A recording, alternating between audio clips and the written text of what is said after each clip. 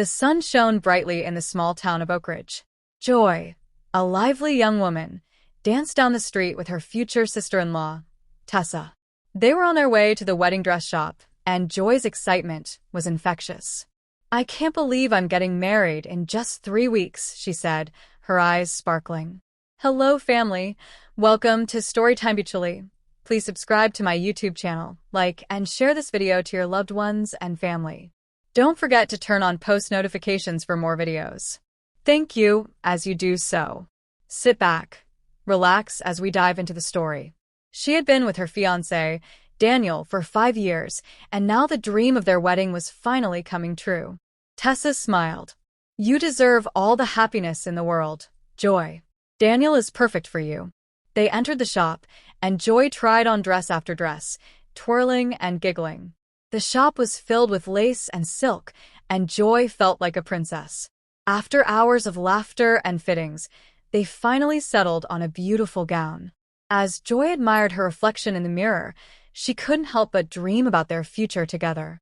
"Just a few more weeks, and I'll be a Mrs.," she whispered to herself. As Joy and Tessa walked out of the store, Joy's phone rang. The number was unfamiliar, but she answered anyway.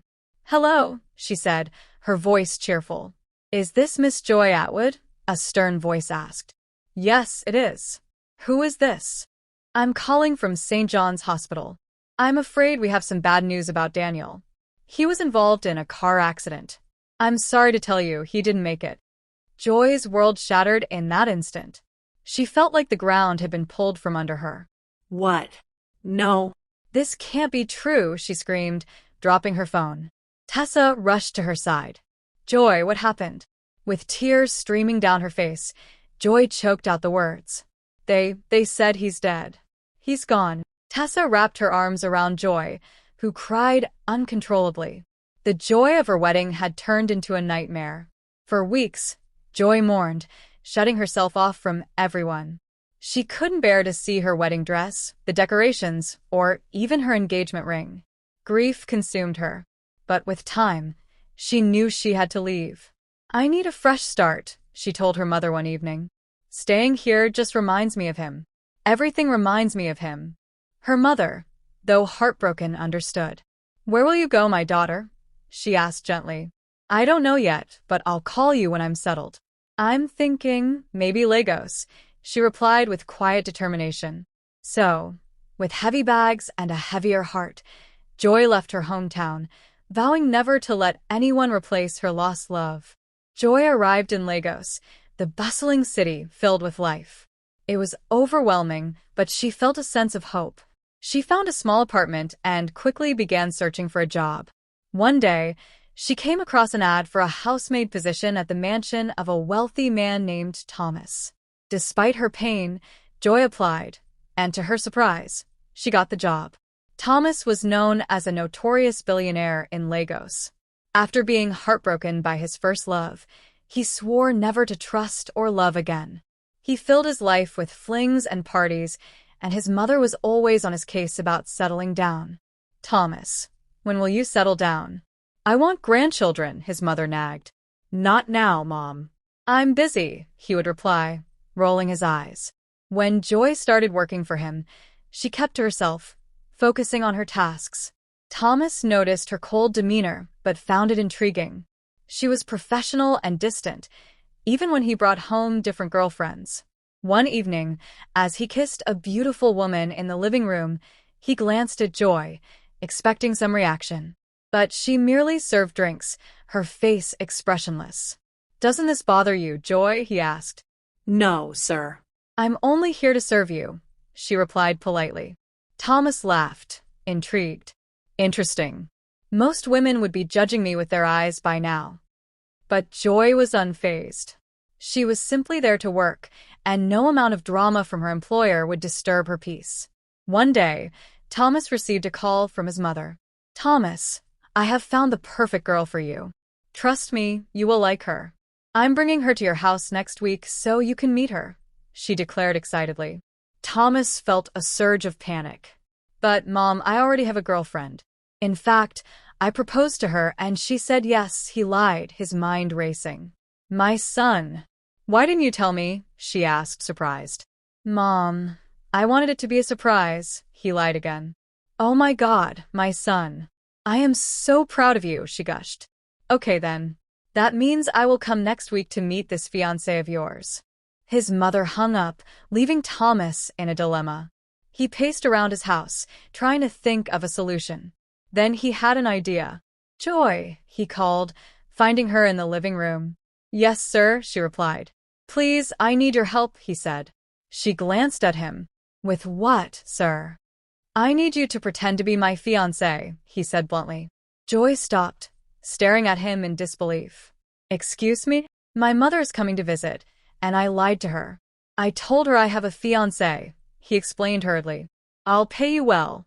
You'll get a new wardrobe, new hair, everything. She folded her arms, unimpressed. Why me? Because you're the only woman I know who isn't affected by me. So, it has to be you. After much thought, Joy agreed, more out of the need for money than anything else. Fine, but please, no touching of any kind. Don't get any ideas, and don't expect me to fall in love with you. He chuckled, pleased. Trust me, I don't believe in love. Over the next few days, Thomas coached Joy on the details of their fake relationship. You're supposed to be a fashion designer from Lagos, he said as they sat in the living room. Fine. So, how did we meet? She asked. At an event, he replied with a smile. I couldn't take my eyes off you. Joy rolled her eyes. I'm sure. Their practice sessions were intense. Thomas tested Joy's acting abilities, making her practice calling him baby and darling, though she always said it with a cold expression. You can't look like you want to stab me while saying darling, he joked, amused by her resistance. Joy forced a smile, which only made him laugh. Despite the fake smiles and forced greetings, she remained emotionally distant. True to his word, Thomas spared no expense in transforming Joy's look. When she stood in front of the mirror, she barely recognized herself. How do I look? She asked.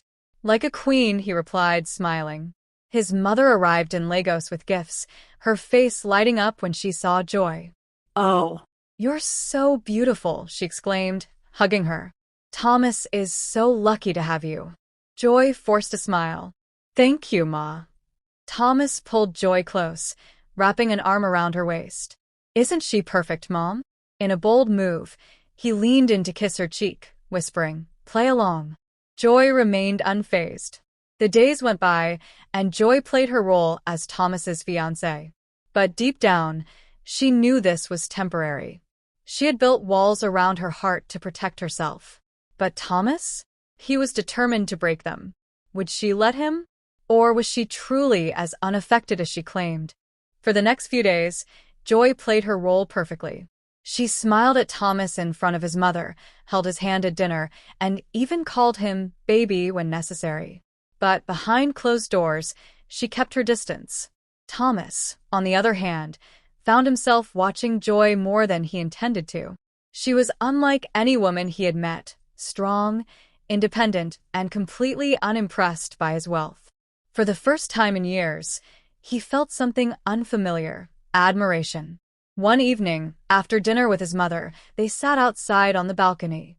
The city lights flickered in the distance, and for the first time, Thomas asked Joy a personal question. Why do you always look so sad when you think no one is watching? Joy froze. She hadn't expected that. I'm not sad, she lied. You forget I'm a businessman. I can read people, he said, studying her face. Did someone break your heart? She sighed, looking away. Not someone. Life did. Thomas didn't push further, but something in her voice touched him.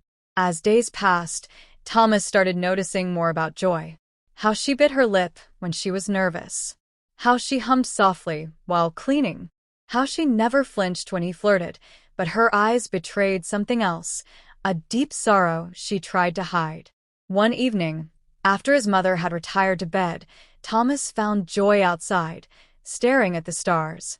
You look like someone who's thinking about running away, he joked, standing beside her. She chuckled. Maybe I am. Why did you take this job, Joy? He asked suddenly. She hesitated before answering. Because I needed to escape my past, Thomas turned to face her. What happened? For the first time, she let her guard down. She told him about Daniel, the love of her life, their wedding plans, and the heartbreaking phone call that changed everything. Thomas listened in silence. I'm sorry, he said sincerely when she finished. She smiled bitterly. It's in the past now. But they both knew it wasn't. As the days went on, their act became too real. Thomas found himself drawn to Joy in ways he never expected. And the more time she spent with him, the more she saw a different side of him. Not the womanizer or the billionaire, but a man who was also scared of love. One night, during another pretend moment for his mother, he did something unexpected. Say you love me, he whispered. Joy rolled her eyes, but played along. I love you, baby, she said, smiling. Again, he said, staring at her. Something in his eyes made her pause. And before she could react, he leaned in and kissed her. It was supposed to be fake just for the act. But it wasn't. It was slow, deep, and full of emotions neither of them understood. When they pulled apart, Joy was breathless. You shouldn't have done that, she whispered. Tell me you didn't feel anything, he challenged. She opened her mouth but couldn't lie. Instead, she turned and walked away. Love or just an act? The kiss changed everything. Thomas found himself looking for excuses to be near her, to make her smile. And Joy. She hated herself for feeling something again. One evening, his mother took her aside. My dear, I know love when I see it, she said, smiling. Thomas has never looked at a woman the way he looks at you. Joy's heart pounded. It's just pretend, Ma. His mother chuckled. Is it? Joy tried to ignore the growing feelings in her heart. She reminded herself this was temporary. Thomas was a billionaire playboy. He could never truly love her. But one night he proved her wrong. After his mother left Lagos, Joy expected Thomas to return to his old ways. But instead, he became even more attentive. One evening, he found her sitting alone in the living room. Joy, he said softly. I know we started this as a lie, but it doesn't feel like one anymore. She looked at him, confused. What are you saying? I'm saying I don't want this to end. I don't want to pretend anymore. I love you. Joy's breath caught. Thomas? She hesitated. Don't play with me. I can't go through heartbreak again. I'm not playing, he said firmly. I didn't believe in love before you. But you changed that. Tears welled in her eyes. I'm scared, she admitted. So am I, he whispered, stepping closer. But I'd rather be scared with you than be without you. Joy's walls finally crumbled. She let him hold her, let herself believe in love again. Their fake love became real. And for the first time in years, Joy allowed herself to be happy. Months later, Thomas got down on one knee. This time, no pretending, he said, smiling. Joy, will you marry me? Tears of joy streamed down her face. Yes. The woman who once swore never to love again had found love in the most unexpected place. And as she walked down the aisle, she knew Daniel would be smiling from above, happy that she had found happiness again. Because life had given her a second chance at love, and this time, she was ready to embrace it. That brings us to the end of this video. I hope you enjoyed it. If you do so, kindly like and share this video. Don't forget to subscribe if you haven't. Thanks for watching.